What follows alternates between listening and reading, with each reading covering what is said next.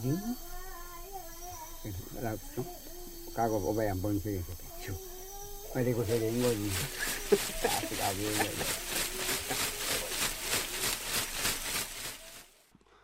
Thank you everyone for coming here. I apologize for my lack of Spanish, but I will do my best in English. So I was introduced, I'm a naturalist, but I worked for many years studying plants in ethnobotany. And I'm also an explorer, and that's allowed me to travel to really remote places like Papua New Guinea and all over Indonesia and many parts of Africa. And I'm not an anthropologist, but I've had the good fortune and opportunity to live amongst some of these traditional animist people. And all over, everywhere I've traveled, without exception, you find that people are highly associated with patterns. And patterns are very, very important for traditional animist societies for various different reasons. I think that following the thought of many anthropologists who say the hunter-gatherer lifestyle was a precursor for animism. And we've got many examples from my own country in South Africa that I can elaborate on.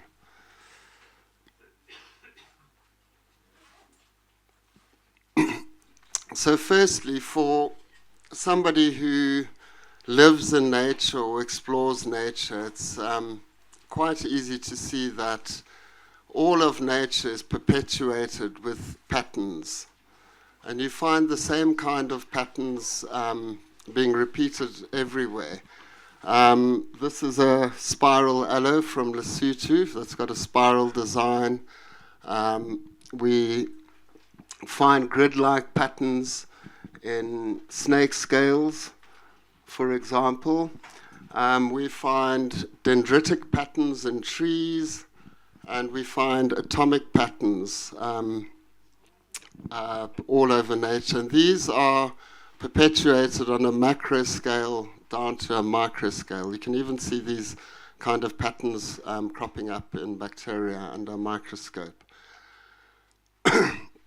So, to an animist person who lives in nature, your whole worldview is made up of these patterns. And I also want to reinforce what others have said when they say, as children, we are all born with this animistic kind of view of the world. You know, we believe in Santa Claus and the fairies. And as we grow older and have to go to school and all boring things like that, that gets conditioned out of us.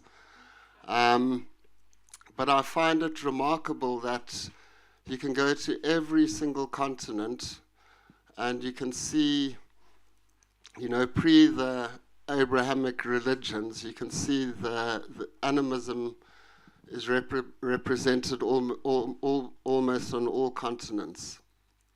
And many of the practices are exactly the same. So animism is essentially a set of techniques, but most of animism is experiential learning. And because I've lived with some of these communities, I'm going to share some of my own experiences. I don't want this talk to be about me, but it's the only way I can really share some of the experiences that I observed. So back to nature. Nature uses patterns, colors, to convey various meanings.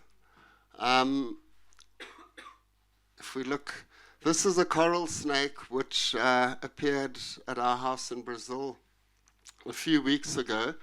And if you look at its colors, you can see that it's aposematic coloration. These are very bright, contrasting colors, and they would warn other animals that this is a very poisonous, venomous snake.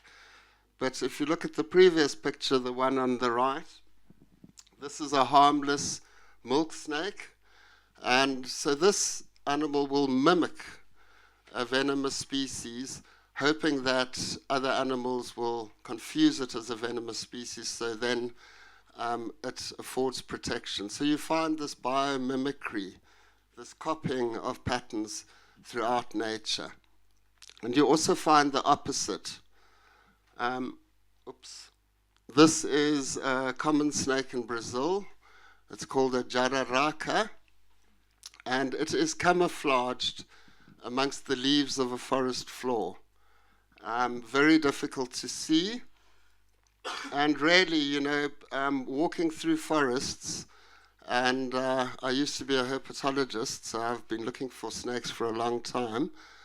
My eyes are kind of trained to notice a disruption in the pattern of the forest floor, and that's how we can train ourselves to see things amongst the patterns.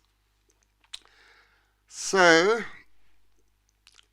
right back to our older cultures. In the Inca culture, you found the quipus, which are these necklaces that were tied in knots, and the number of knots and where they're positioned and the color of the strings they were knotted into all have symbolic meaning. And we can look at all of everything in nature and everything that humans developed as having some kind of pattern embedded in it. Music has a pattern, art has a pattern, language has a pattern.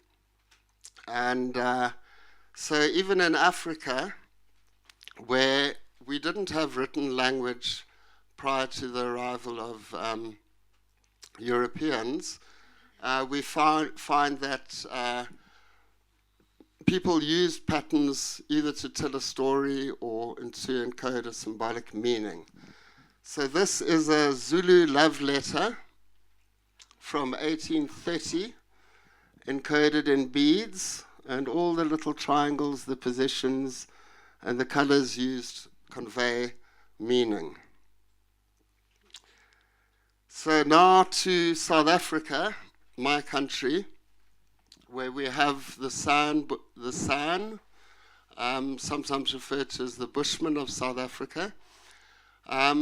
These people still exist, although in small little communities throughout the Kalahari and towards Namibia. And these people are master hunters and master trackers of animals. They are also, according to the human genome, the humans that have the most complete human genome, meaning that we are essentially, if you believe the story, all descendants from Africans. I grew up in an area outside Johannesburg, which has now been called the cradle of mankind, where they found lots of our ancestral fossils. So the San Bushmen are stealth hunters. They hunt their prey with these very small bow and arrows. So they sneak up on their prey, and they are experienced users of poisons, which they derive from snake venoms, the grubs of certain beetles, and also from certain plants. But essentially, they need to get close to the animals to shoot them with these very small arrows and very small bows. And then these venoms are either neurotoxic or have muscle paralyzing effects. And then they will track the animal for even up to 10 kilometers, sometimes a whole day, until the animal is exhausted, and then they have another spear where they will kill the animal for food. But it's this art of tracking the animal which is so interesting, because so many aspects of animism come from this art of tracking and this pattern recognition. So when you're tracking animals, firstly you need to have good spatial awareness. You need to know what's going on in front of you, and you need to know what's going on the sides of you as well. Tracking animals in Africa normally often involves encountering predators, so you can get into dangerous situations. So what is remarkable is some of the skilled trackers will be able to follow a single animal from a water hole. And, you know, all the animals come down in the night and the morning to drink at a water hole, and then they leave. And you can imagine that the entire surface of the ground is full of these superimposed spoor, sometimes of hundreds, or it can even be thousands of animals that have come to drink there. And they will be able to follow a single individual for even many kilometers. And this only comes through practice and experience. And what's interesting is the art of tracking requires both sides of the brain. So it requires cognition to really look at the most subtle differences in the ground, to read information out of them. And it's amazing what kind of information you could tell out of a simple spoor. For example, obviously you could tell the species, but you could tell if the animal was male or female. You could tell if it's a front paw or a hind paw. But you can also tell the mood of the animal. Was the animal stressed, or was it relaxed and grazing? Is it an adult? What weight is it? You can tell the time that the spoor was made, if you can find other animals or things superimposing the spoor. So these are all clues that trackers will use in following their animals. But what they're essentially doing is they're deriving information out of these patterns. And although around the watering hole the patterns look very, very random, the moment you start following them, you can follow an animal into the bush. Excuse me. So here you can see an elephant spoor with a lion spoor superimposed on it.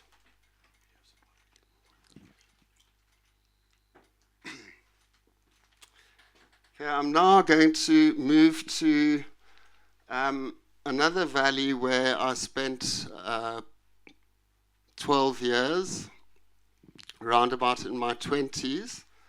And roundabout this time, I was working in game reserves in the northern part of this country, and I was a curator of a reptile park. But I had a girlfriend who lived in a place called Rustler's Valley. And this is a valley that was famous for its music festivals. It was kind of alternative, some would say hippie community, but we started the first plant study groups in South Africa called Entheos. And eventually we invited Terence McKenna to come and teach us about psychoactive plants. And Terence later told Luis Eduardo Luna about our farm, and Eduardo eventually started coming to visit in Rustler's Valley. So this is kind of in the center of the country. It's in the foothills of the Maluti Mountains. On the farm, we had a village, and the village was inhabited by Sesotho people, who, as you can see in this picture, are also people that use patterns to decorate their houses, and they say that they receive the patterns in dreams. So just a word of warning, this is where things get a bit strange. Okay. Round about this time, and this is not really the topic of my talk, but I thought I would include this for various reasons. So around about this time, this girlfriend that I had just come back from university, and she had found out all about psychedelics, or so she thought. And so my introduction into psychedelics was through cannabis and through eating amanita mushrooms, which I don't recommend anybody do. We thought this is what psychedelics were. And we were taking both Amanita muscaria, which is on the left over there, and also Amanita pantherina, which is much stronger, and I certainly recommend nobody do those. And I should mention this because I've noticed in Europe and in the States, it's become popular to have Amanita ceremonies, and there's various kind of neo-shamans who are traveling around offering Amanita to people. I absolutely cannot agree with that. And I think there's many dangers associated with Amanita. The most obvious one is the ibotenic acid is very sedative, and it knocks you cold out. So when myself and my friends were eating these, you know, we couldn't wake the person, or I couldn't be woken. And somehow it produces this deathly state where you feel separated from your body, and you travel off into some other dimension, and then hopefully you return again.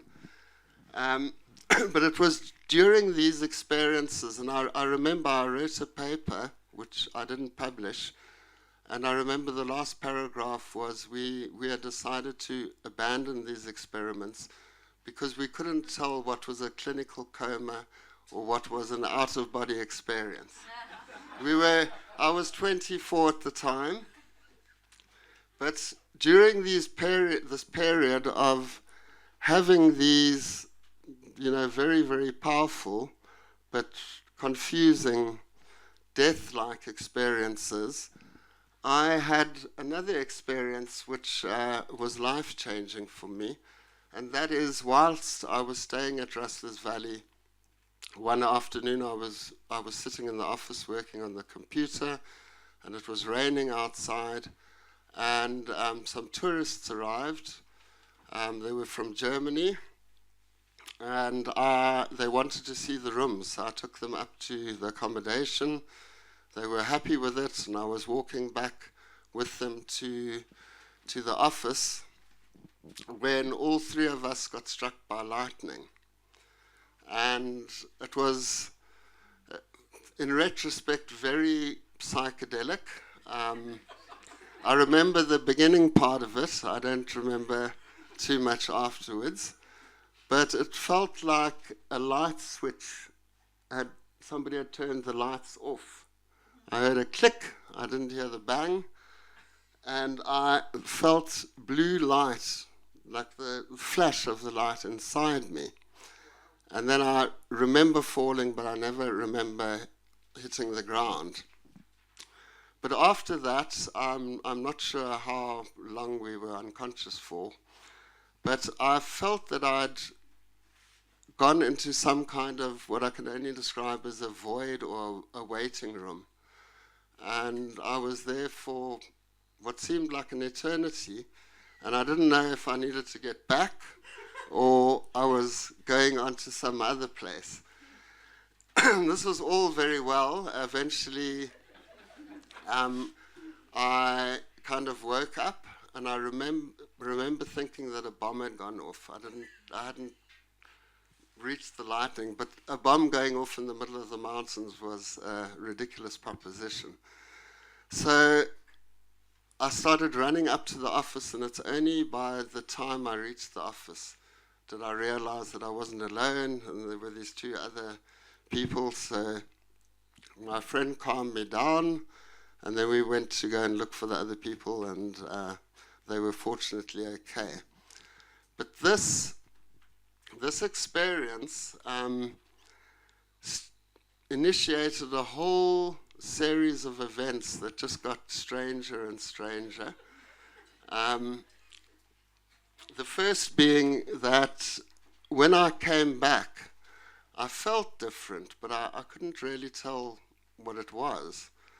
A whole lot of, should we say, novelties or synchronicities started happening, and it seemed like I was somehow attracting these synchronicities, and they weren't all good. I broke up with my girlfriend at that time. I was also working as a curator at a reptile park, handling venomous snakes all day, and I developed insomnia, so I wasn't sleeping at all.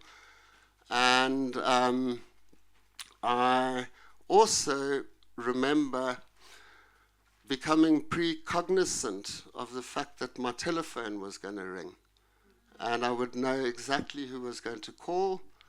And so this intensified, and it didn't go away, and I just started having more and more of these strange synchronicities, to the point that I, thought I was going crazy, or it was some kind of psychosis. But I wasn't prepared to go and tell a doctor or a psychiatrist about this. So I eventually ended up next door to Rustlers Valley, in a place called Matse Ancestral Valley, where I had a friend who was a traditional healer, and I thought I would approach her with, all these strange things that were happening to me. And I also kind of viewed it as a midlife crisis. I thought that I had to sort this out somehow. And I remember when I approached this woman, called Zulu shaman or Sangoma, called Nonto Beko Magenganani. We called her Monica as her English name. I was absolutely beside myself, and she sat me down and she said, "Don't worry, we'll sort it out." And she started getting me to come there, and eventually I started sleeping up there in the valley. And I was never sure what was going on, except that I realized that the whole of the Sangoma cosmology is highly ritualized and it's patterned. So I was being given instructions to wake up at 2 o'clock in the morning and light these color candles in a certain order and say certain prayers. And it was really through, living there and being adopted, not as some weird guy who, was going through psychosis, but living amongst people where, these kind of phenomena are normal. And just to finish that story before I move on, it took me about 15 years to kind of work out what had happened through that little encounter with the lightning. When I was at our institute in Brazil at Wasiwasca, and Eduardo Luna had invited a professor from Rice University in Austin, Texas, a guy called Jeffrey Kripal, to come give a talk. And during his presentation, Jeffrey is a guy that studies people that have anomalous experiences. So he's looked at many, many case histories of, people who have experienced psi phenomena or sleep paralysis, those kind of things.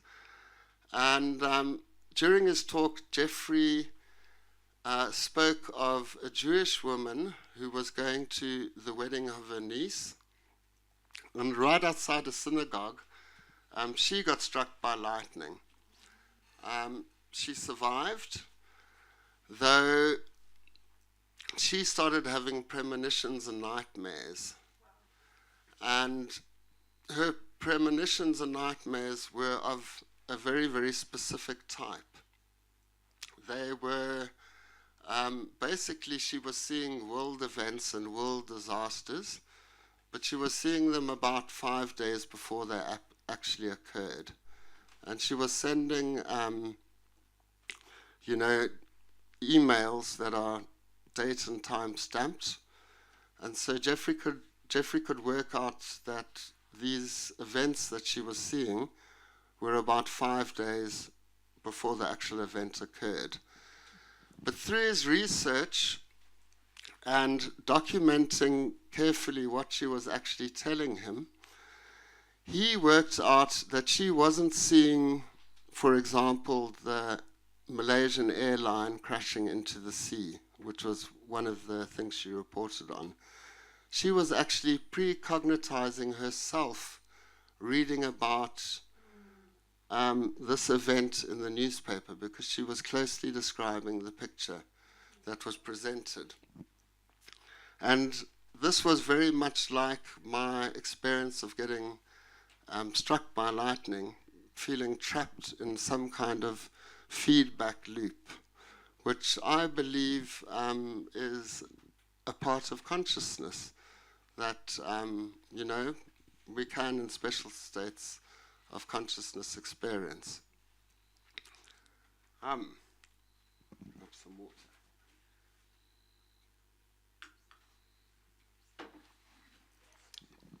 So this 2 years period, I was living next door, but I spent a lot of time in Mount Ancestral Valley, and it's a big valley. It goes around the corner, and this valley is the ancestral home to many different tribes of Sangomas. So you get Zulu Sangomas, Xhosa Sangomas, Pedi, Sesotho, and they all pilgrim to this place because they believe that when they die, that's where they will come to. And so the Sangomas go there to be in close contact with their ancestors. And so their ancestors train them. They receive lots of their knowledge of plants or their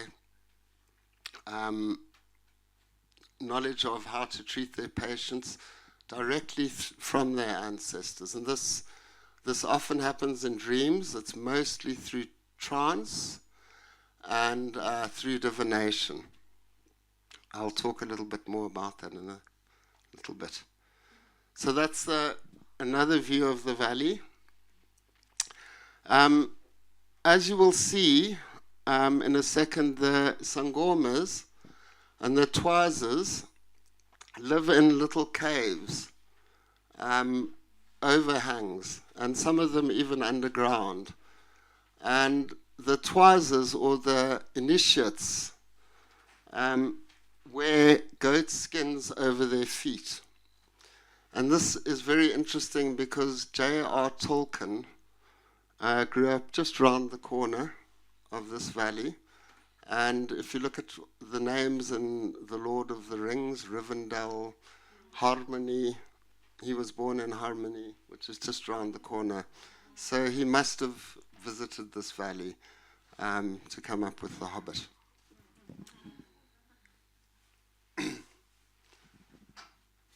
So I don't know if you can see these little houses that are built into this. So there's about 500 sangomas that, on average, that live in this valley. And it's an absolute gold mine for research, because it's the place where all the different tribes and different language groups come together to be trained by their ancestors. Their patients also come to them, so it also functions as a kind of rural hospital where they treat their patients. And it's a university for training new sangomas or new initiates. And as I said, because you have practitioners from so many different cultures, there's such a gold mine of information being traded in this valley.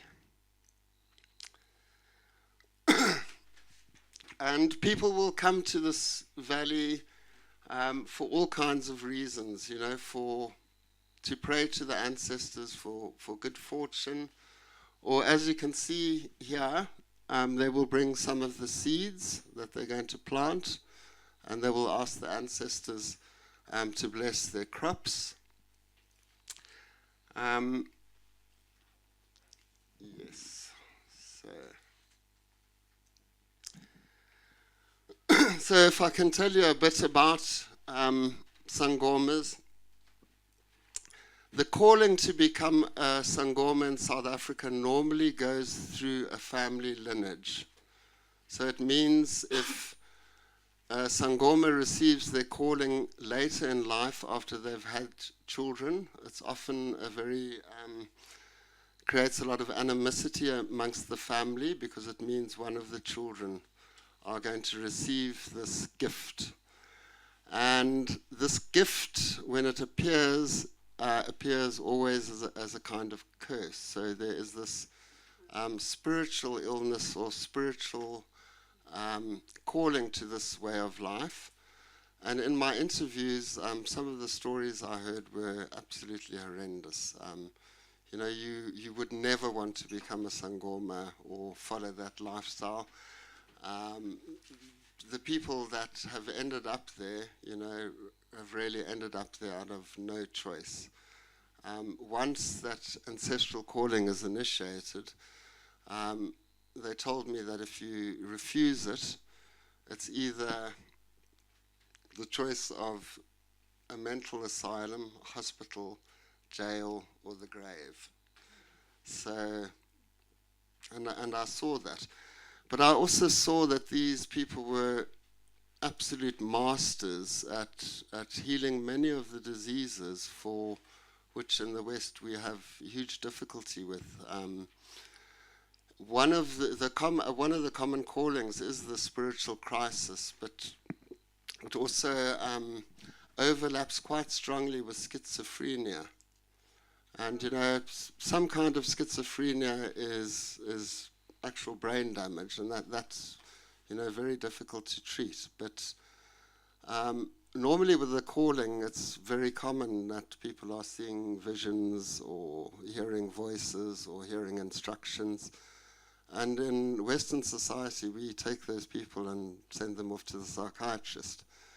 Where in this culture, that is encouraged as a gift. And so people are afforded a framework to, understand and work through these experiences.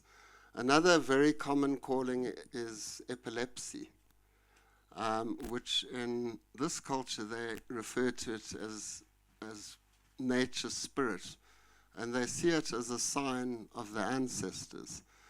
So in my research, I documented that, through teaching the patients or the initiates states of trance, they could somehow alleviate these seizure thresholds, which means they wouldn't fit as often.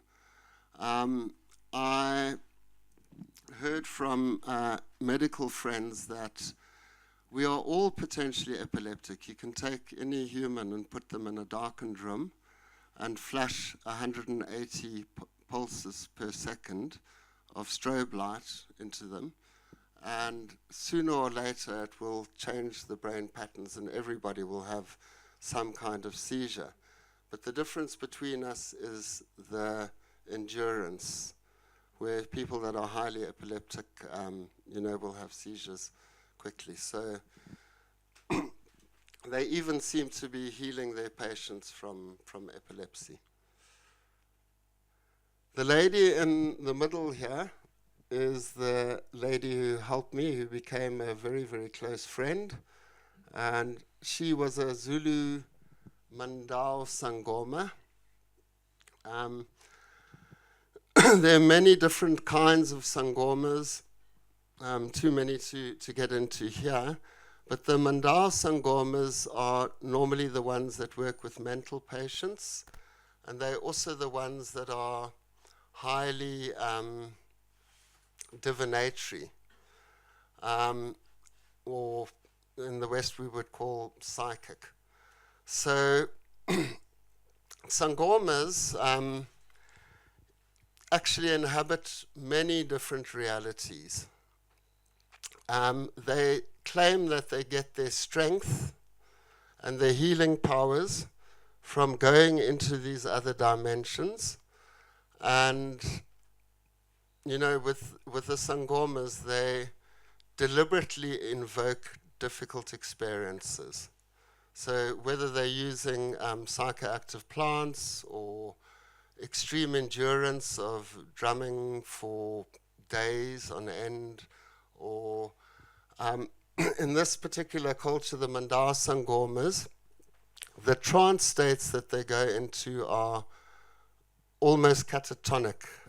People thrash around when the ancestors incorporate into them. It's often very violent, and for that reason, they do their trance states underwater. So they take the person into a sacred pond or a sacred waterfall, and they submerge them. And when they take them out of the water, there are twazas or initiates and the Sangoma who will then listen to their experience. And I can remember when I was doing research, I had a mini disc recorder which could record for 90 minutes.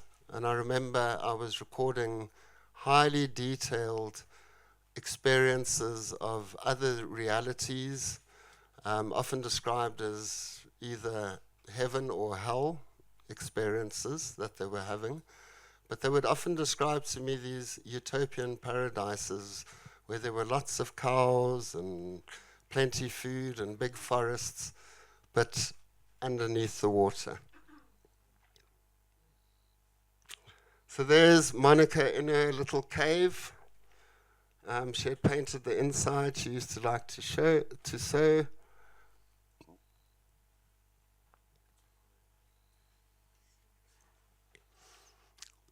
And here she is praying with her candles.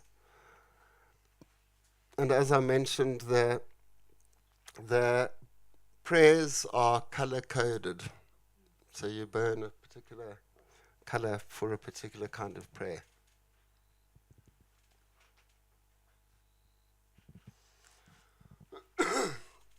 So this plant, which is called Bufane distica, it's an amaryllis, and it produces this large underground bulb.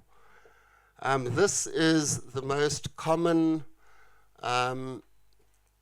hallucinogenic or psychoactive plant used in South Africa. But this is also known as the Bushman's poison bulb.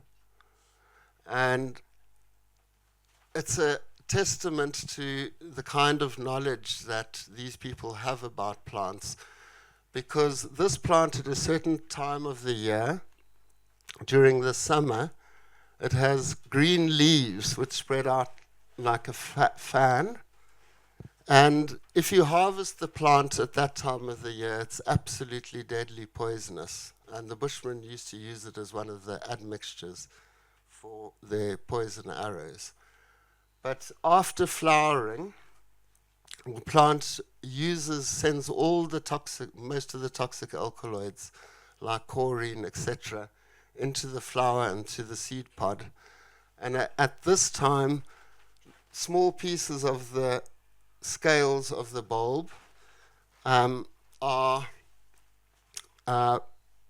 placed into hot water as an infusion, like a tea, and then it is drunk normally at night or in a darkened room.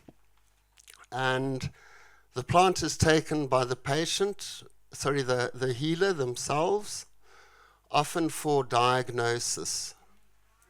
And just to mention, the diagnosis when you go to a sangoma is always through a divinatory process. How it works is you approach the sangoma, you don't tell them your problem.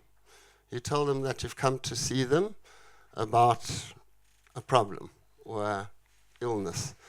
And what you do is then you place your offerings, whether they be candles or gifts, for the sangoma. And normally there's a money payment. It's not stipulated, so you decide how much money you would like to present to the sangoma, and that money is then placed on the table or the mat in front of them. And then the diagnosis is performed normally by throwing bones. And it's the way that the bones land and the pattern that the bones land in the relationship of each of the bones to each other, that determines the diagnosis. It's one technique of divination that is quite widely used by sangomas, is bone throwing. If you don't agree with the diagnosis, or you don't feel resonant with what the sangoma is telling you, you are free to take your money and then leave. So this is one of the plants used in divination, and it's also used to treat mental patients. I will explain a little bit more in detail. But the name of this plant in Zulu is isispile, which means the mirror. And then I've also heard it being called ibioscope, which is a kind of colloquial African word for the movies.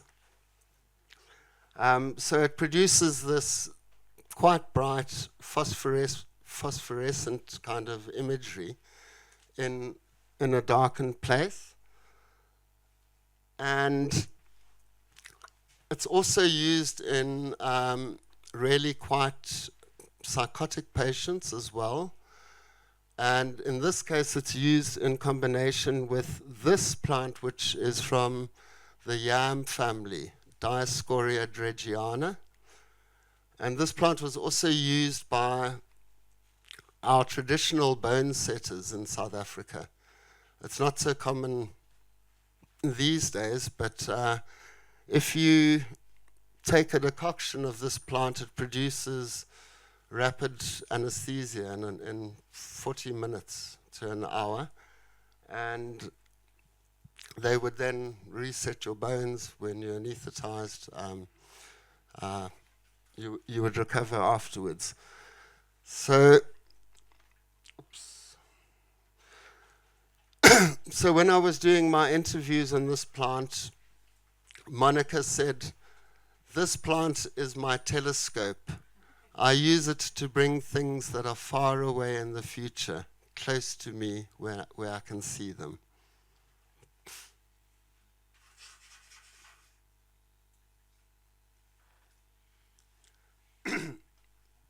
So because I'd been documenting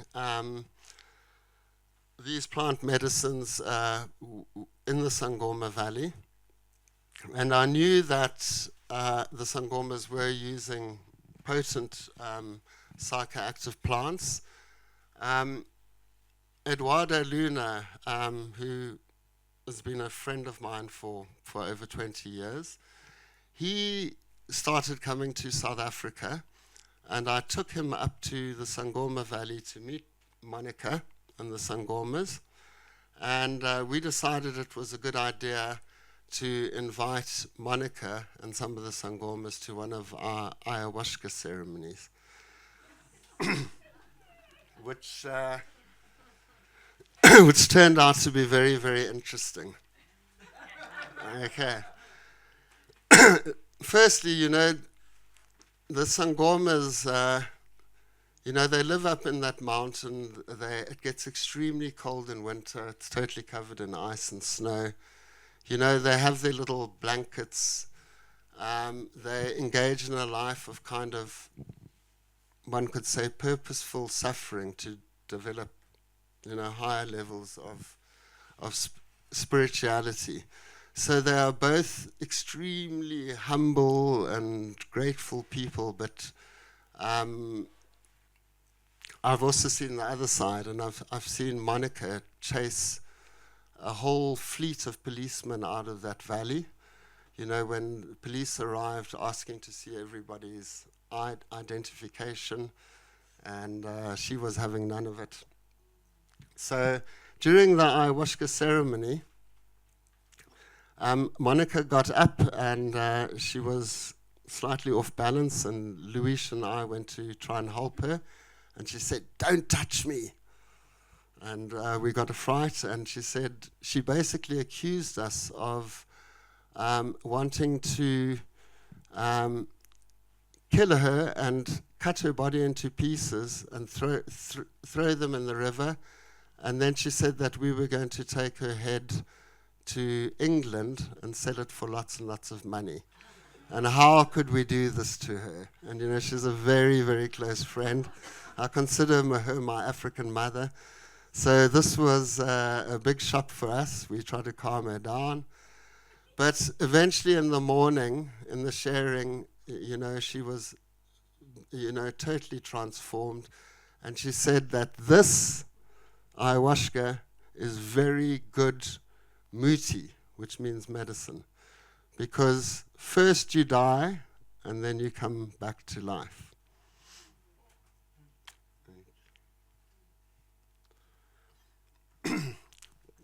So here's another photograph of Monica, who unfortunately passed away about 10 years ago. So here you can see the induction of trance amongst the Ndao Sangomas. And as I mentioned, just like ayahuasca, when you drink ayahuasca, often you go into these places that seem to make no sense in terms of the time that we have on this earth.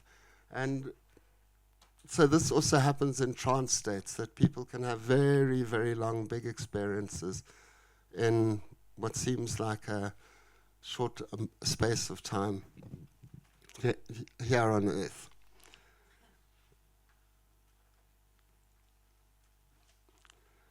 Here's just a photo of Sangomas who are dancing and singing. And I don't like the term, but the anthropologists often refer to the Sangomas as being, people who engage in possession trance. It's incorporation. And this is very interesting because, as I mentioned, this calling goes through family lines. So often the person, or the Sangoma, is in contact with an ancestor that they might have known or is known through their family. Sometimes the ancestors are quite random. And I introduced Eduardo to a lady called Ntikelelani, who was one of the initiates of Monica. And when I was doing my studies, this woman seemed to know a lot about Greek and Latin. And as you know, the plants are mostly named in a Greek-Latin binomial system. This woman in Tikalelani comes from a village high in the mountains in Lesotho of about 200 people. It's a very small village. Later, I took Professor David Copeland from Wits University up to the valley, and he told me that this woman is not speaking Latin, she's speaking like 9th century Roman. And when I asked her, she told me, but my ancestors were Roman Catholics. So this is par for the course when you're dealing with animism. A lot of these experiences, are not rational to us. But there is such a thing as non-rational ways of learning and non-rational knowledge, and animism is full of it. So, now to take you to another part of the world, to Indonesia. This is Sumba, which is the last island you encounter going east before Papua New Guinea. Let me just grab some water.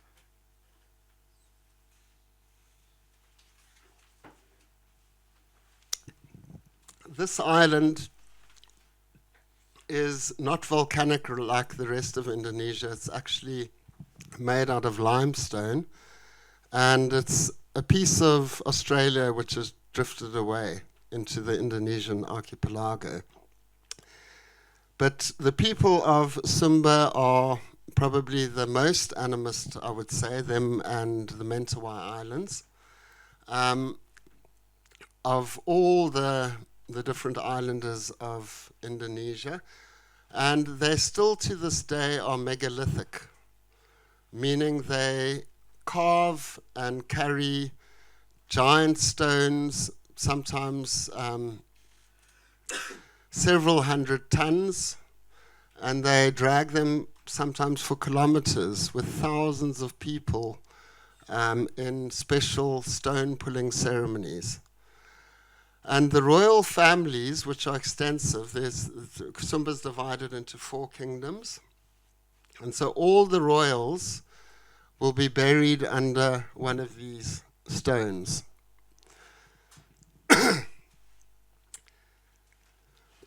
So in Sumba, you are not allowed to talk to the royals unless you are inebriated with their sacrament, believe it or not. And I was told that refusing their sacrament was a declaration of war.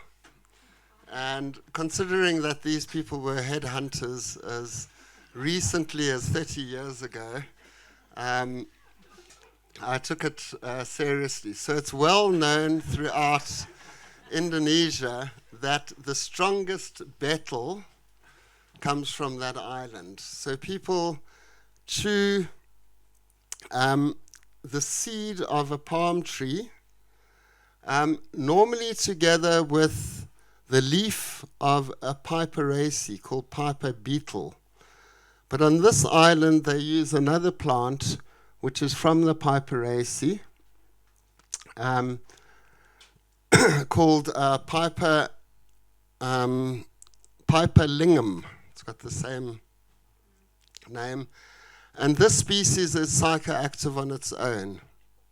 So definitely by combining this with the piper beetle, they produce a really strong chew. And because I've got projects on Sumba, which need to be negotiated with the royal family, I would always have to sit outside on these benches, and then they bring you the beetle, and you have to chew it and chew it and chew it, and only about an hour later will the king and the queen come out where you can actually speak to them. So, I mean, maybe this was a strategy for anti-colonialism, to But Sumba and Bali were pretty much the last islands invaded, by the Dutch. So if I can just go back. So you can see that almost everybody chews this. It's not very good for the teeth. It makes them black. But it puts you into quite a deep MDMA kind of like state. And if you chew really, really a lot of it, your vision even becomes quite dreamy and quite colorful. So Sumba and Borneo were considered the medicine chests for the Chinese, who have a pharmacopoeia of plant medicine dating back over 5,000 years. So many of the species in Chinese pharmacopoeia come from Borneo or from this island, Sumba. And the Sumbanese are also people who create very interesting patterns. They produce the ikat, which are these highly patterned robes. I'm going to show you some. There's an example of one. And the purpose of this cloth is to wrap around the dead, to protect the dead for the sole purpose that when you die, your ancestors will find you based on the pattern of the cloth that you are wearing. So this is an incredible process because there are no knots in this right from the beginning to the end. So the whole piece of string is put onto a loom. Then the patterns, which are normally received in visions from the beetle or through dreams, are then put onto the loom. Then the entire thread is taken off the loom and the dyeing process begins. Ooh.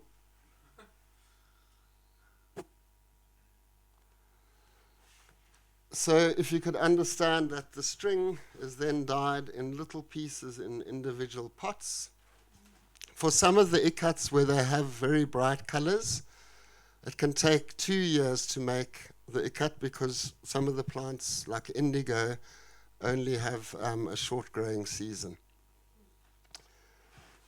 So all the iconography of their culture and their patterns are recorded in their ikats. So I can just tell you that this is indigo, a little species of Indigo ferra. The red is the boiled roots of the noni tree. The yellow is turmeric.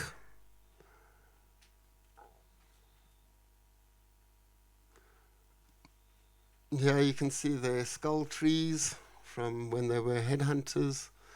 The Sumba also have a horse called a Sumbanese pony.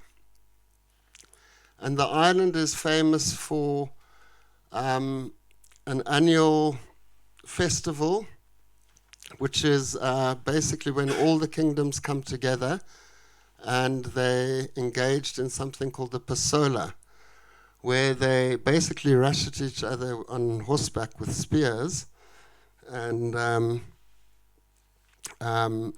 fight each other. And the whole idea is that you need to draw blood for the spirits. Normally, every year people would die in those ceremonies. So the government has now said that they're not allowed sharpened spears, but they still do it with blunted sticks.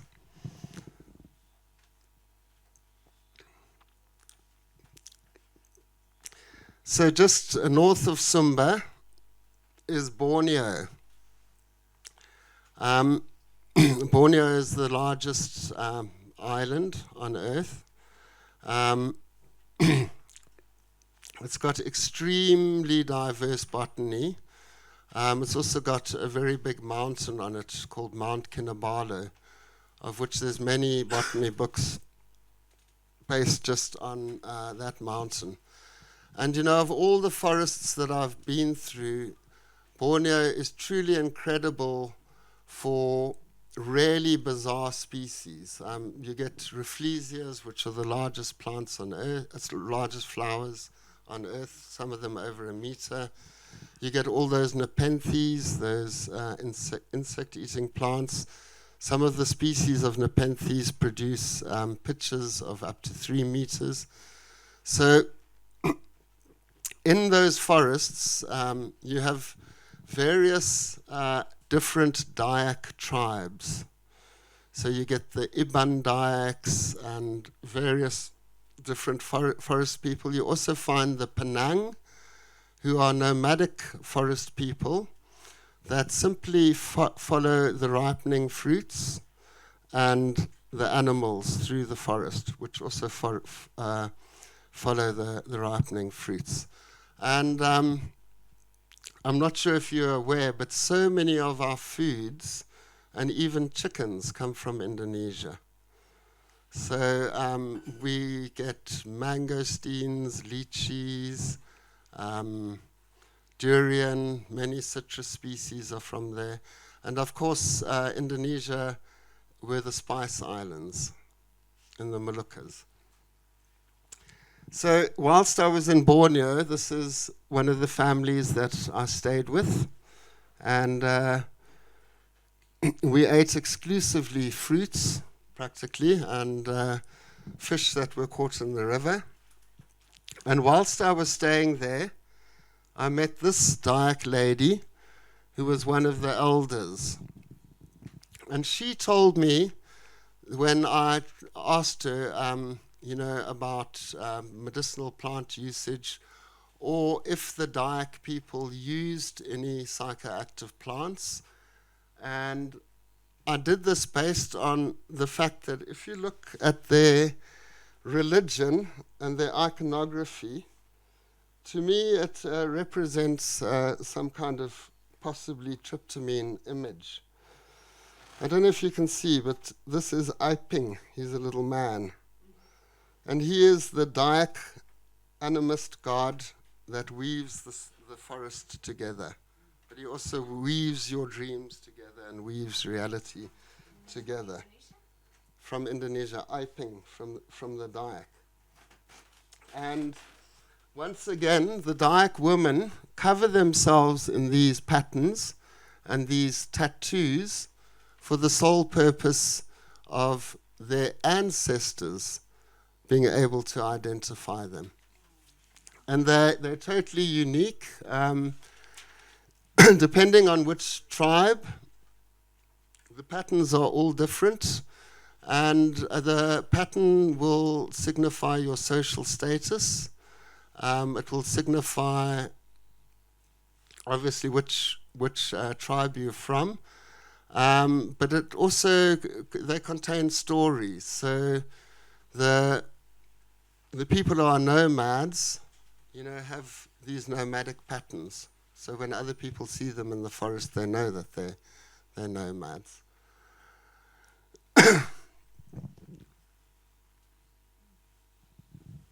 So there you can see the tattoo, which is done with soot made from candles that burn palm oil, and then they tap these patterns in.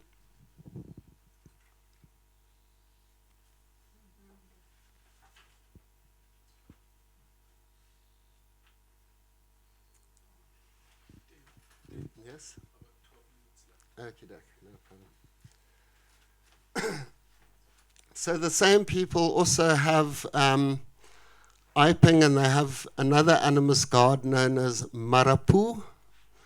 And Marapu, you can see in their weavings here, is a god with one big eye and big ears, because he sees and hears everything. So unfortunately, I wasn't able to spend enough time in Borneo. I hope to go back there again. But I believe that it's totally possible, and I was told by that woman that in the past, they had used these plants which produced visions of aping. I didn't find any of those plants, but I did find some psilocybin mushrooms that form sclerotia in that area. And, you know, with a botany of Borneo, I'm sure it's just a matter of looking until you would find some of these psychoactive plant species. So, just to mention in closing, you know, many of these plants have associated patterns that they produce in visions. And, you know, we've been saying that these psychedelic effects are due to a receptor in our brain called the 5-HT2. I think that's very simplistic. We now know that, you know, dopamine and glutamate and their receptors are also involved in producing this psychedelic landscape. And I find it very interesting that, you know, Salvia divinorum or the mescaline-producing cacti, which produce very geometric kind of imagery, and ayahuasca produce their own kind of imagery. And I really wonder if all of this imagery that's generated is just random. To me, you know, it seems to be, even though if it's co-created by us, if it's part of our imaginations, it's co-created with a plant or some kind of entity. And, you know, my hunch is that these patterns that we enter into in psychedelic experiences hold some kind of symbolic meaning for us. But, you know, of course, this is very, very subjective. Who's to say that we even see the same patterns? But, you know, so many of these cultures are associated with these plants, and almost all of humanity is associated with these patterns. And it's certainly a fact that, you know, being able to understand and recognize these patterns and deriving meaning from them, you know, played a very important part of our evolution. Thank you. Are there any questions?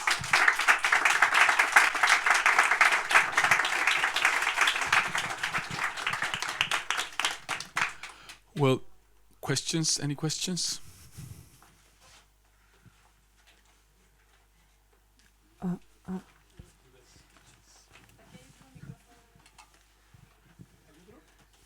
Thank you very much for your amazing talk and for sharing your personal experiences here. And I would like to know in which way or how do the sangomas cure schizophrenia or epilepsy? So, well, schizophrenia is very, very broad. There are some kinds of schizophrenia.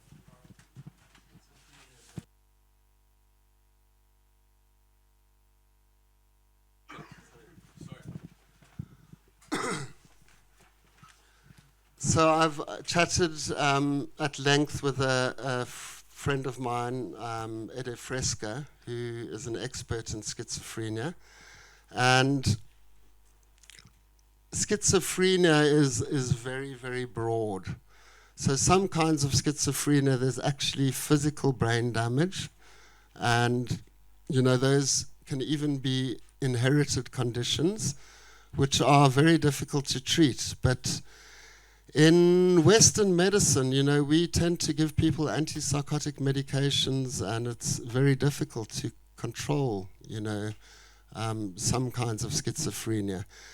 So the traditional healers, in this case Monica, she was treating her patients with psychoactive plants, with the bufane disticha and with the diascoria. And what's very interesting is that the sangomas interact with the visions of the patients.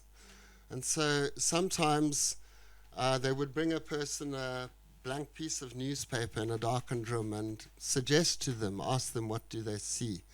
Or if they freaked out and started seeing snakes, the sangomas would then come and chase the snakes away with their whisks. So, yes, the diagnosis is made through that kind of process. And I can tell you that many, it's a madness or schizophrenia or mental instability, whatever you want to call it, is a very common way in Africa to be called into that spiritual affliction. With the epilepsy, as I mentioned, we are all potentially epileptic. You can induce seizures in anybody by exposing them to strobe lights. But what differs amongst us is how long we can endure it.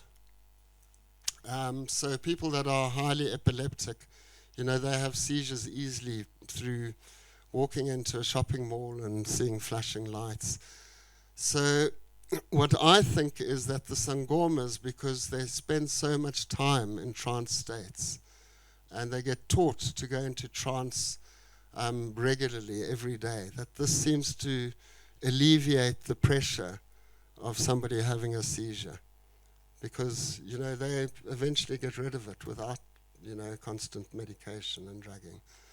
So when that person walked into the shopping mall or went to do something, they don't have seizures once they go through this initiatory process.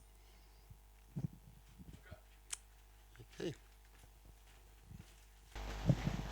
Yeah. Thank you, Dale. Truly amazing talk. You share so much with us that resonates with our life troubles. I'm sure with many of us in the room. For example, here in Chile, like in many other countries, young kids are suffering lots of mental diseases. I live in the US most of the time, and the same is true over there. And I wanted to know if you know of something similar happening in South Africa, because you live there, don't you? Right. Yeah. And is there any attempt to learn from the treating systems of sangomas for this purpose? There is. I just want to mention, that it's, when we in the West think of health, we think of, hospitals and doctors and institutions. But in reality, most of people on this planet, and especially in Africa, are still serviced through traditional healing and plant-based medicines. So if you look at the numbers of people that are being treated, most people are actually treated through traditional systems in our country. So, there has been a lot of work to try and integrate some of these traditional knowledge, with the more modern healing. That comes with all sorts of kinds of challenges. I can tell you that the initiates, the sangomas, those people would be basket cases for Western medicine many of them, when they get the calling. I mean, we wouldn't probably be able to classify some of those conditions. But to those people, those are spiritual afflictions, and you find this idea that if you go through it, the curses, make you stronger, and they become the gifts. And this is something I've seen with most of those healers, is they've been through these extreme processes of, many of them, craziness, mental illness. So coming out the other side, they actually are in a position to direct somebody out of that process. Mm-hmm.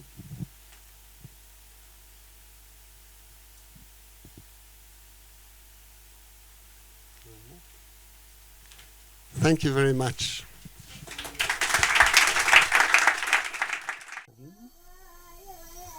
là nó cá có vẻ bông gì